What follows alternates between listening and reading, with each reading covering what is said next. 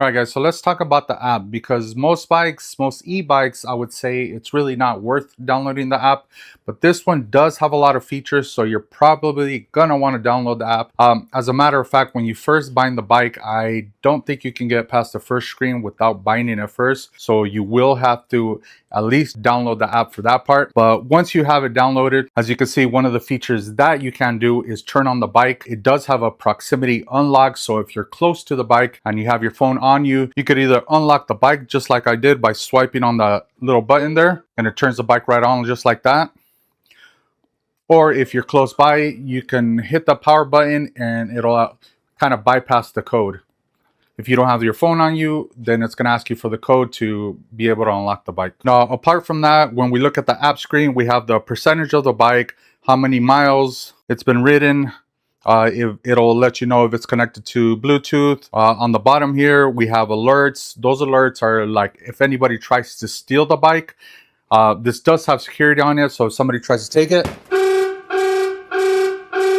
it does alarm and it will notify you on your phone. The weird thing is that I can actually just roll the bike away and it does absolutely nothing. It's kind of when it senses more like if somebody tries to pick it up or, you know,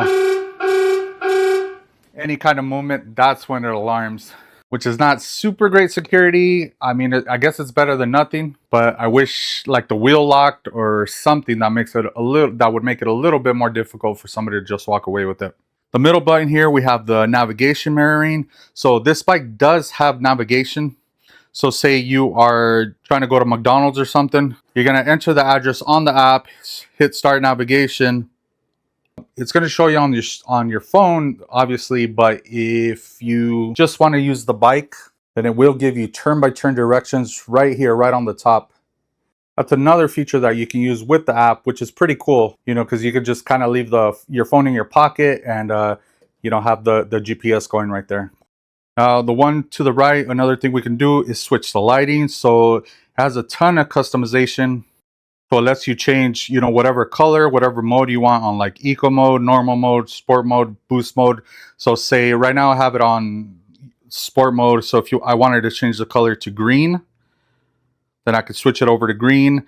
If I wanted it to switch it over to red, then I could switch it over red. So you can really customize it any way you want, which again, this is a feature that is on the app. Unfortunately, you cannot change any of those settings without the app. You can't use the GPS without the app. So this is why I say that using the app with this bike does have some benefits. I know a lot of people don't like to be connected to the apps, and you really don't have to if you want to use this bike. But if you want to go through all the features, GPS, changing the colors on there, even if you wanted to turn off like the fake engine sounds, again, you could do that through the app as well. So here's another look at all the settings on the app. Again, we have the proximity unlock. That's if you're close by. You can unlock the bike through the phone or just by tapping that button, it'll unlock right away.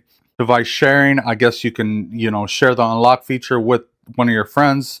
Let them borrow the bike. Password setting, you can change the password. That's when you first start off the bike. It's going to ask you for a 4-digit code. If you want to change that, you can right there. Sentinel mode, that's, you know, setting the alarm. If you want it to alarm, like if somebody's close by, messes with your bike, you want it to alarm, send you a notification, you can set that right there. Mileage, you can, you know, set it from kilometers to miles per hour. Sound setting, this is where you can completely turn off the volume, or maybe you want to be able to hear it, but you don't want everybody else to be able to hear the fake engine sounds. You can set it up to like 50% volume, 20% volume, or you can completely turn it off. It's really up to you. Tire pressure. This is one of the really cool features that I have not seen another e-bike do. So there's these little monitors that you put on the valve stems, and that will allow you to not only to be able to monitor your tire pressure, but that tire pressure actually shows up right here on the screen. So you can see exactly what each tire is reading, and if you need to put air in the tire, it will alarm. You can set parameters. So if it gets low, you can set it each, you know, the front tire, the back tire, just set whatever parameters you want and it will notify you like if it goes below that. Device info, looks like it's just like the serial number, battery info. It'll tell you how much percentage the battery has, the voltage, the current, the temperature, a lot of cool bit of information on there. Device check. It'll It'll run through a quick little check, and it'll make sure that everything is running smoothly on your bike. Firmware update, if there's any updates, you can click on that, and then factory settings, and that's basically it.